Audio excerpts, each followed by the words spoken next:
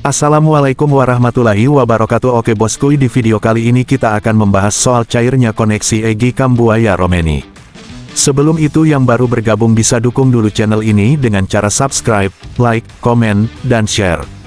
Terima kasih yang sudah subscribe. Di video kali ini kita akan membahas video yang beredar. Trio serang oleh Romeni, Egy Maulana Fikri, dan Ricky Kambuaya tampil apik. Ketiganya bermain cair, ini kata sang pelatih Patrick Kluivert. Timnas Indonesia menang atas China 1-0 di matchday ke-9 grup C ronde ketiga kualifikasi Piala Dunia 2026 zona Asia Pasa Kamis 5/6. Atas hasil itu, skuad Garuda sudah kunci tiket untuk lanjut ke ronde keempat. Tanpa Marcelino dan Orat Mangun, kehadiran Egy Maulana Fikri dan Ricky Kambuaya yang jadi penggantinya mampu bekerja sama apik dengan oleh Romeni.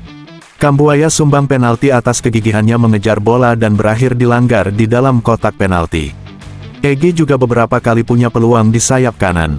Kedua pemain dari Liga 1 tersebut tampil cukup oke. Permainan umpan-umpan pendeknya ciamik, serta membahayakan pertahanan lawan.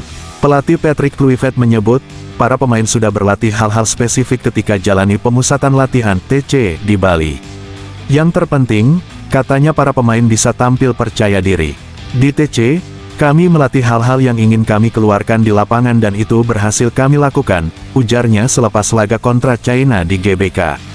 Penting bagi pemain untuk percaya diri dengan bola, itu yang saya lihat di pertandingan ini. Kami sudah menunjukkan bahwa kami berdiri bersama dan tampil sebagai satu tim, tegasnya. Kombinasi oleh Romeni dan Egy Maulana Fikri saat Timnas Indonesia membungkam China membuat Rahmat Darmawan terkesan. Menurut Coach RD, duet keduanya bisa merepotkan lini belakang China. Tim Garuda menjamu Dragon Team di Stadion Utama Gelora Bung Karno, Jakarta, Kamis tanggal 5 Juni tahun 2025, malam WIB, pada laga ke-9 putaran ketiga Grup C kualifikasi Piala Dunia 2026. Pada pertandingan tersebut, pelatih Patrick Kluivert menerapkan formasi 3-4-2-1. Ricky Kambuaya dan Egy Maulana Fikri ditempatkan sebagai playmaker, sedangkan oleh Romeni menghuni pos ujung tombak. Kombinasi ketiga pemain tersebut di lini depan mampu membuat sektor pertahanan Timnas China kelabakan. Terutama duet oleh Romeni dan Egy Maulana Fikri dalam membangun serangan. Kerja sama 1-2 antara Romeni dan Egy beberapa kali menusuk hingga ke dalam kotak penalti China. Timnas Indonesia pun akhirnya berhasil membungkam Timnas China dengan skor 1-0. Gol tunggal kemenangan tim Garuda disarankan oleh Romeni pada menit ke-45 lewat titik putih. Kerja sama oleh Romeni dan Egy Maulana Fikri pada pertandingan kontra Timnas China membuat Rahmat Darmawan terkesan. Menurut mantan pelatih Barito Putra tersebut, chemistry di antara keduanya semakin klop meski baru pertama kali tampil bersama. Kita melihat bagaimana kombinasi permainan yang Egy dan Romeni perlihatkan, bersama pemain yang lain, apakah dengan Joey Pelupesi atau Tom Haye, kata Rahmat Darmawan dalam program Bola Break di bola.com.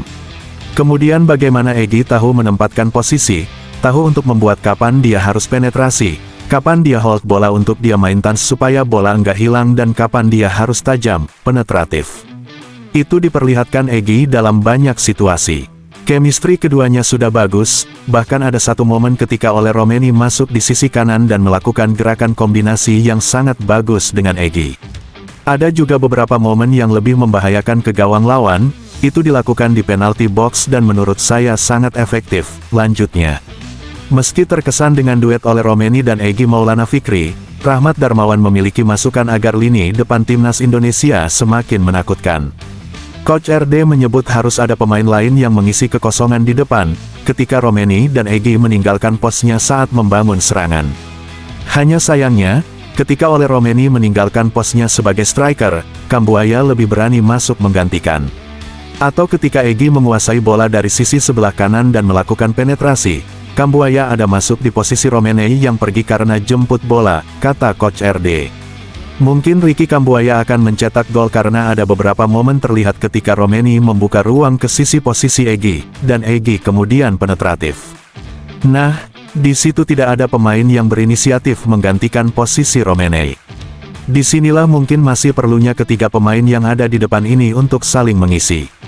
Jadi siapa yang pergi, siapa yang datang untuk ada di posisi striker, tambah mantan pelatih Timnas Indonesia U23 tersebut. Timnas Indonesia selanjutnya hadapi Jepang di laga tandang, sekaligus matchday terakhir pada Selasa 10/6 pukul 17.35 waktu Indonesia Barat. Marcelino Ferdinand bisa tampil setelah hukuman akumulasi kartunya selesai. Apakah ada perubahan lagi di lini serang? Oke, itulah sekilas video dari admin, semoga bermanfaat membantu perkembangan sepak bola Indonesia di kancah internasional. Wassalamualaikum warahmatullahi wabarakatuh.